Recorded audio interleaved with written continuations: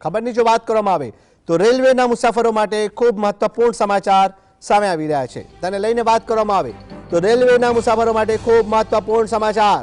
ભારતીય રેલવે દ્વારા ભાડામાં વધારો કરવામાં આવ્યો છે, જેનો અમલ આજથી કરવામાં આવશે। આજથી ટ્રેનના ભાડામાં વધારો કરવામાં આવ્યો છે। તેને લઈને વાત કરવામાં આવે તો 215 કિલોમીટર માટે જનરલ ક્લાસમાં પ્રતિ કિલોમીટર 1 પૈસાનો વધારો કરવામાં આવ્યો છે। એક્સપ્રેસ ટ્રેન સહિત અન્ય વર્ગો માટે પ્રતિ કિલોમીટર 2 પૈસાનો વધારો કરવામાં આવ્યો છે। આ સાથે જ 500 કિલોમીટરની યાત્રા ઉપર 10 રૂપિયાનો વધારો કરવામાં આવ્યો છે। આ વધારાની જે જાહેરાત કરવામાં આવી હતી તેનો અમલ આજથી કરવામાં આવશે। મહત્વપૂર્ણ છે, 1 વર્ષમાં બીજી વખત ભાવ વધારો કરવામાં આવ્યો છે।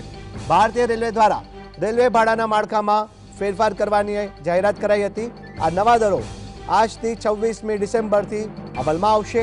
રેલવે ડિપાર્ટમેન્ટના જણાવ્યા અનુસાર આ ફેરફારનો મુખ્ય ઉદ્દેશ વધતા જતા સંચાલન ખર્ચને પહોંચી વળવા અને મુસાફરોની સુરક્ષામાં સુધારો કરવાનો છે। રેલવેના દાવા પ્રમાણે સામાન્ય લોકો પર વધુ બોજ ન પડે તે રીતે ભાડા માળખામાં ફેરફાર કરાયો છે।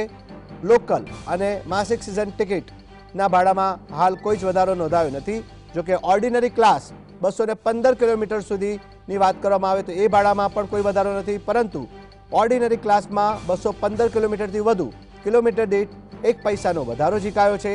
આ સાથે જ મેલ એક્સપ્રેસમાં નોન એસીમાં પ્રતિ કિલોમીટર 2 પૈસાનો વધારો કરવામાં આવ્યો છે। આ સાથે જ એસી ક્લાસની વાત કરવામાં આવે તો કિલોમીટર દીઠ 2 પૈસાનો વધારો કરવામાં આવ્યો છે।